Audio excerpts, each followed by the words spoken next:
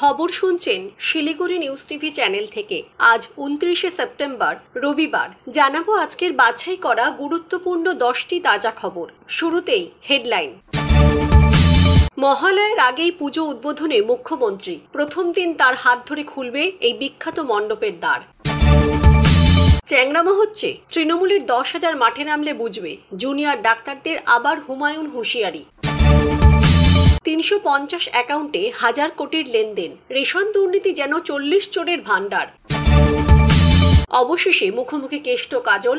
আধ ঘন্টার বৈঠকের পর কি বললেন অনুব্রত মণ্ডল?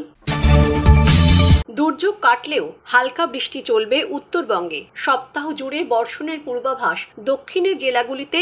আজকের আবহাওয়া। দিল্লি থেকে ফিরেই বারুলার বাড়িতে অনন্ত। নয়া সমীকরণ। প্রতিদিন সঠিক খবর নিয়মিত শোনার জন্য শিলিগুড়ি নিউজ টিভি চ্যানেলটিকে সাবস্ক্রাইব করুন। আসছি বিস্তারিত খবরে। উৎসবের বাংলা। আবহাওয়ার একটু উন্নতি হতেই পুজো প্রস্তুতি একেবারে তুঙ্গে। দেবী পক্ষের সূচনা হতে আর হাতে গোনা কয়েকদিন। আগামী সপ্তাহে মহালয়া, তারপর শুরু হয়ে যাবে দুর্গোৎসব। প্রতি বছরের মতো এবারও পুজোর উদ্বোধনে থাকছেন মুখ্যমন্ত্রী। সূত্রের খবর, মহালয়ার আগের দিন থেকে পুজোর উদ্বোধন শুরু করবেন তিনি। সব ঠিক থাকলে মহালয়ার আগের দিন লেক টাউনের শ্রীভূমি স্পোর্টিং ক্লাবের মণ্ডপ খুলে যাবে তার হাত ধরে। এবছর শ্রীভূমির মণ্ডপ তৈরি হচ্ছে বিখ্যাত তিরুপতি মন্দিরের আদলে। আশ্বিনের শুরু থেকে খারাপ আবহাওয়ার জেরে উৎসবের মরশুমে কিছুটা ভাটা পড়েছিল। কেনাকাটা থেকে শুরু করে প্রতিমার সজ্জা সব কাজই ব্যাহত হচ্ছিল। তবে সপ্তাহান্তে আবহাওয়ার একটু উন্নতি হতেই শেষ মুহূর্তের প্রস্তুতিতে ব্যস্ত হয়ে পড়েন সবাই। তার মাঝে এলো সুসংবাদ। মুখ্যমন্ত্রীর হাত ধরে এবছরও কলকাতার বিখ্যাত পুজো মণ্ডপগুলির দুয়ার খুলে যাবে দর্শনার্থীদের জন্য, এবং তা মহালয়ার আগে থেকেই। এবার মুখ্যমন্ত্রী শ্রীভূমি স্পোর্টিং ক্লাব দিয়ে শুরু করছেন পুজোর উদ্বোধন। 1 অক্টোবর সূচনা হচ্ছে শ্রীভূমির পুজোর। সম্ভবত তারপর থেকেই দর্শনার্থীদের প্রবেশাধিকার মিলবে। প্রতি বছর শ্রীভূমির পুজোর বিশেষ চমক থাকে। পুজোর 4টে দিন তো বটেই, আগে পরেও লেক টাউনের এই পুজো দেখতে ভিড় জমান প্রচুর মানুষ। কখনো ডিজনিল্যান্ড, কখনো ভ্যাটিকান সিটি, আবার কখনো বুর্জ খলিফার মণ্ডপ তৈরি করে চমকে দিয়েছিল শ্রীভূমি স্পোর্টিং ক্লাব। আর এবছর সর্বধর্ম সমন্বয়ের বার্তা দিয়ে এবার তাদের থিম অন্ধ্রের তিরুপতি মন্দির। এবারও তা দর্শকদের নজর কাড়বে সে বিষয়ে নিশ্চিত। আর শারদোৎসবের সূচনা শ্রীভূমি দিয়েই শুরু করছেন মুখ্যমন্ত্রী। 1 অক্টোবর অর্থাৎ আগামী মঙ্গলবার তার উদ্বোধন। চিকিৎসক সংগঠন ও জুনিয়র চিকিৎসক ইতিমধ্যেই তার বিরুদ্ধে পুলিশে অভিযোগ দায়ের করেছেন। তৃণমূলের শীর্ষ নেতৃত্ব আর.জি. কর নিয়ে চিকিৎসক তথা নাগরিকদের আন্দোলন সম্পর্কে কোনো মন্তব্য করতে বিরত থাকার নির্দেশ দিয়েছেন সমস্ত নেতাকর্মীকে। তবুও দমানো যাচ্ছে না তৃণমূলের বিধায়ক তথা প্রাক্তন মন্ত্রী হুমায়ুন কবিরকে। আন্দোলনকারী জুনিয়র চিকিৎসকদের আবার হুমকি দেওয়ার অভিযোগ উঠল ভরতপুরের বিধায়কের বিরুদ্ধে। বিধায়ক জানিয়েছেন, চিকিৎসকদের আন্দোলন করার অধিকার রয়েছে ঠিকই, কিন্তু শাসক দলের তেমনই ভোটারও রয়েছে। তার কথায়, ওদের যেমন আন্দোলন করার অধিকার আছে, বাংলা তৃণমূলেরও 3 কোটি ভোটার আছে। 10,000 মাঠে নামলে কি হবে তখন বুঝবে। পাশাপাশি রোগী পরিষেবা বিঘ্নিত করে জুনিয়র চিকিৎসকদের আন্দোলনকে চ্যাংড়ামো বলে অভিহিত করেছেন বিধায়ক। এমনকি তার অবস্থানের জন্য প্রয়োজনে জেলে যেতেও রাজি বলে জানিয়েছেন এই তৃণমূল বিধায়ক। তাদের সমস্ত দাবি পূরণ না হলে পুজোর পরে আবার আন্দোলনে নামার হুঁশিয়ারি দিয়েছেন রাজ্যের জুনিয়র ডাক্তারেরা। এর মধ্যে উত্তর 24 পরগনার সাগর দত্ত মেডিকেল কলেজে রোগী মৃত্যুর প্রেক্ষিতে চিকিৎসকদের হেনস্থার অভিযোগ উঠেছে। শুক্রবার হুমায়ুন বলেছেন, ডাক্তারদের দ্বিতীয় ভগবান বলা হয়। সেই ভগবানের আচরণ কি? সিগারেট নিয়ে নাচানাচি করছেন, ঢাকঢোল বাজাচ্ছেন, এসব কি আন্দোলনের নামে চ্যাংড়ামো নয়? জুনিয়র চিকিৎসকদের আন্দোলনে আর্থিক সহযোগিতার উৎস নিয়েও প্রশ্ন তুলে তৃণমূল বিধায়কের দাবি, মমতা বন্দ্যোপাধ্যায় ও রাজ্য সরকারকে কালিমালিপ্ত করতে বিরোধী দলগুলো একত্র হয়ে নোংরা ষড়যন্ত্র শুরু করেছে। এই ষড়যন্ত্রের অংশীদার জুনিয়র চিকিৎসকেরা, যারা আন্দোলনের নামে অসভ্যতা শুরু করেছেন। তারপর হুঁশিয়ারি দিয়ে হুমায়ুন বলেছেন, সংখ্যায় যদি বিচার করেন জুনিয়র চিকিৎসকরা, তাহলে দেখতে পাবেন ওরা সারা রাজ্যে মাত্র 7,500। সব চিকিৎসক মিলিয়ে সর্বমোট মাত্র 94,000। আমরা 3 কোটি তৃণমূল কর্মী। রাজনৈতিক দল ও জনপ্রতিনিধি হিসেবে আমাদের একটা দায়িত্ব আছে। প্রয়োজনে রাস্তায় নেমে বিরোধিতা করব, মেডিকেল কলেজ হাসপাতাল ঘেরাও করব, তাতে আমার যা হওয়ার হোক। 1000 কোটির আর্থিক লেনদেনের হদিশ রেশন দুর্নীতি মামলায়। লেনদেন হতো দুর্নীতিতে অভিযুক্ত আনিসুর রহমান এবং আলিফ নূরের মাধ্যমে। জ্যোতিপ্রিয় মল্লিক ও বাকিবুর রহমানের সঙ্গেও আর্থিক সম্পর্কের হদিশ মিলেছে ধৃত দুজনের। শনিবার আদালতে জমা দেওয়া তৃতীয় চার্জশিটে এমনই চাঞ্চল্যকর তথ্য দিয়েছে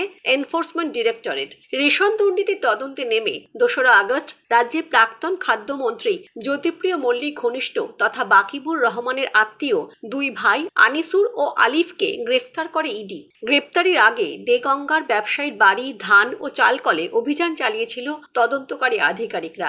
সেই দুর্নীতি মামলায় আজ মেট্রোপলিটন ম্যাজিস্ট্রেটের এজলাসে 157 পাতার তৃতীয় সাপ্লিমেন্টারি চার্জশিট জমা দেয় ইডি। সঙ্গে 3000 পাতার নথিও জমা দেওয়া হয়েছে।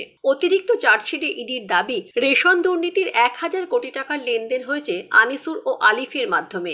দুই ব্যবসায়ীর সঙ্গে অর্থের বেশ কিছুটা লেনদেন হয়েছে জ্যোতিপ্রিয় মল্লিক ও বাকিবুর রহমানের সঙ্গেও। দুই ভাইয়ের নাম রয়েছে চার্জশিটে। নাম রয়েছে 2 রেশন ডিস্ট্রিবিউটর ও 4টে সংস্থার। ইডির দাবি, এই দুর্নীতির তদন্তে নেমে তারা এখনো পর্যন্ত 350টির বেশি ব্যাংক অ্যাকাউন্টের খোঁজ পেয়েছে, যার মাধ্যমে কোটি কোটি টাকার হাত বদল হয়েছে। আর এই লেনদেনের পুরো বিষয়টিই দেখতেন আলিফ ও আনিসুর। চার্জশিটে সেই তথ্যই তুলে ধরল ইডি। দীর্ঘদিন ধরেই রেশন দুর্নীতি মামলার তদন্ত চালাচ্ছে ইডি। তদন্ত হাতে পেয়েই একাধিক জায়গায় তল্লাশি করেন কেন্দ্রীয় তদন্তকারী সংস্থার আধিকারিকরা। জেরা করা হয় একাধিক সন্দেহভাজনকে। রাজ্যের প্রাক্তন মন্ত্রী জ্যোতিপ্রিয় মল্লিক ঘনিষ্ঠ বাকিবুর রহমানকে গ্রেফতার করা হয়। পরবর্তীতে জ্যোতিপ্রিয়কেও গ্রেফতার করা হয়। ধৃতের তালিকায় ছিলেন বনগাঁ পুরসভার প্রাক্তন পুরপ্রধানও। সম্প্রতি রেশন দুর্নীতি মামলায় বাকিবুর সহ বেশ কয়েকজন জামিন পেয়েছেন। কারণ হিসেবে উঠে এসেছে, দুর্নীতির সঙ্গেই তাদের সরাসরি কোনো যোগ মেলেনি, এমনকি দুর্নীতির অর্থ তাদের ব্যবসায় ব্যবহারেরও কোনো প্রমাণ মেলেনি। আমরা এই ভিডিওটিতে 4000 লাইক এবং 3000 সাবস্ক্রাইব টার্গেট রেখেছি। আশা রাখছি আপনারা এই টার্গেটটি পূরণ করবেন। আসছি পরবর্তী খবরে। অবশেষে মুখোমুখি দেখা হলো কাজল কেষ্টর। বীরভূমের যুযুধান দুই তৃণমূল কংগ্রেস নেতা। যদিও প্রকাশ্যে তারা একে অপরের সমালোচনা করেন না, কিন্তু বীরভূমের লালমাটি জানে যাদের পারস্পরিক বিবাদ। শনিবার বিকেলে বোলপুরের তৃণমূল কংগ্রেস কার্যালয় অনুব্রত মণ্ডলের খাস তালুকেই তার সঙ্গে দেখা করতে গিয়েছিলেন কাজল শেখ। আধ ঘন্টা তাদের কথাবার্তা হয়, কিন্তু কি কথা হলো তাই নিয়ে জেলার রাজনীতিতে জল্পনা তুঙ্গে। সম্প্রতি তিহার জেল থেকে বীরভূমে ফিরেছেন অনুব্রত মণ্ডল। সঙ্গে ফিরেছেন তার মেয়ে সুকন্যাও। অনুব্রত বাড়ি ফেরার পর থেকেই তার বাড়িতে ছোট বড় তৃণমূল নেতার ভিড় ছিল। তৃণমূলের কার্যালয়েও অনেকে তার সঙ্গে দেখা করতে গেছেন।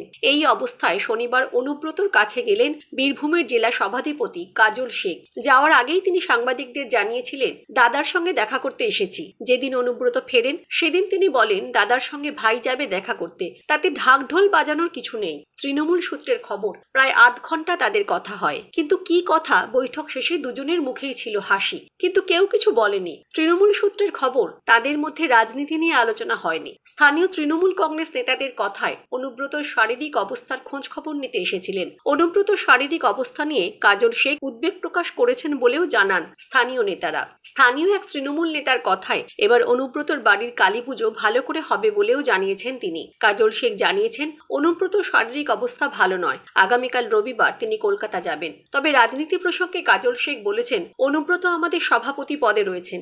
আগামী দিনে আমাদের একসঙ্গে কাজ করতে দেখা যাবে। তাড়াতাড়ি কোর কমিটির বৈঠক ডাকা হবে।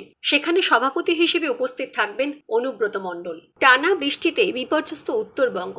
দক্ষিণবঙ্গেও ক্রমাগত চলছে হালকা থেকে মাঝারি বৃষ্টি। কবে মেঘ ফুঁড়ে উঠবে ঝকঝকে রোদ, বিদায় নেবে বৃষ্টি? বঙ্গবাসীর মনে এখন সেই প্রশ্নই ঘুরপাক খাচ্ছে। আলিপুর আবহাওয়া দপ্তর বলছে নিম্নচাপ কেটে গিয়েছে। তবে আগামী সপ্তাহে হালকা থেকে মাঝারি বৃষ্টির সম্ভাবনা রয়েছে রাজ্যে। স্বস্তির বিষয়, উত্তরবঙ্গে দুর্যোগ কাটছে। আপাতত ভারী বৃষ্টির পূর্বাভাস নেই সেখানকার 8 জেলায়। ঘূর্ণাবর্ত এবং অক্ষরেখার প্রভাবে বঙ্গোপসাগর থেকে ছুটে আসছে জলীয় বাষ্প। তার জেরে উত্তরবঙ্গে চলতে পারে হালকা থেকে মাঝারি বৃষ্টি। হাওয়া অফিস জানিয়েছে, আগামী শুক্রবার 4 অক্টোবর পর্যন্ত দক্ষিণবঙ্গের সব জেলায় হালকা থেকে মাঝারি বৃষ্টির সম্ভাবনা রয়েছে। সঙ্গে ঝোড়ো হাওয়া বইতে পারে। তবে জেলার সব জায়গায় বৃষ্টি হবে না। বিক্ষিপ্তভাবে কিছু জায়গায় বৃষ্টি চলবে, সঙ্গে ঝোড়ো হাওয়া বইতে পারে। ঝড় বৃষ্টির জন্য কোনো জেলায় কোনো সতর্কতা জারি করেনি হাওয়া অফিস। মৎস্যজীবীদের জন্য সতর্কতা জারি করা হয়নি। হঠাৎ জন বার্লার বাড়িতে এলেন অনন্ত মহারাজ। শনিবার বিকেলে দুই নেতার সাক্ষাৎকে ঘিরে ব্যাপক কৌতূহলের সৃষ্টি হয়েছে রাজনৈতিক মহলে। যদিও জন বা অনন্ত কেউই এই সাক্ষাৎ নিয়ে প্রকাশ্যে মুখ খোলেননি। দুজনেরই বক্তব্য, এটা নিছকই সৌজন্য সাক্ষাৎ। উত্তরবঙ্গ কেন্দ্রিক কোনো আলোচনা জন জন বার্লার সঙ্গে তার হয়েছে কিনা এই প্রশ্নের উত্তরে অনন্ত বলেন, উনি কি সরকার নাকি, এটা স্রেফ সৌজন্যমূলক আলাপ। আগেও তার সঙ্গে বেশ কয়েকবার দেখা হয়েছে। জন বার্লা বলেন, অনন্ত মহারাজের সঙ্গে জনমত আছে, সে কারণে কেন্দ্র সরকার তাকে জায়গা দিয়েছে। তিনি তার সম্প্রদায়ের উন্নয়নের কাজ করে যাচ্ছেন। আমিও ডুয়ার্সের উন্নয়নে নিজের সাধ্যমতো কাজ করছি। এমপি এমএলএ না থাকলেও মানুষের জন্য সেই কাজ চালিয়ে যাব। অনন্ত বার্লার মধ্যে তবে কি নয়া কোনো সমীকরণ তৈরি হচ্ছে? খানিকটা হেয়ালি করেই বার্লা বলেন, উন্নয়নই আমাদের সবার একমাত্র লক্ষ্য।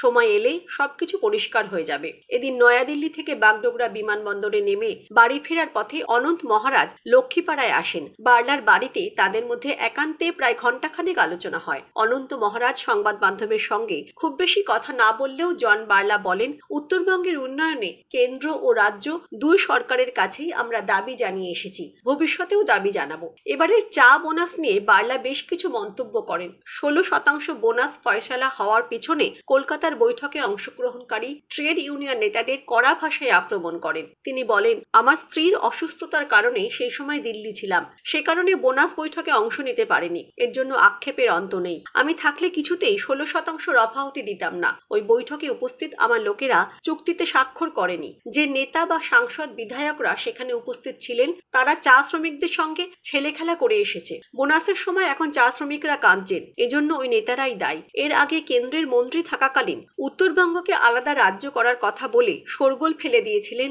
জন বার্লা। অনন্ত মহারাজ বর্তমানে বিজেপি টিকিটে রাজ্যসভার সাংসদ। তিনিও নানা সময় নানা কারণে মন্তব্য করেছেন। ফলে হঠাৎ করে দুজনের এই একান্ত বৈঠক নানা জল্পনার জন্ম দিচ্ছে। আজকের খবর এই পর্যন্তই। পরবর্তী খবরগুলো সবার প্রথমে শুনতে শিলিগুড়ি নিউজ টিভি চ্যানেলটিকে সাবস্ক্রাইব করুন। ধন্যবাদ।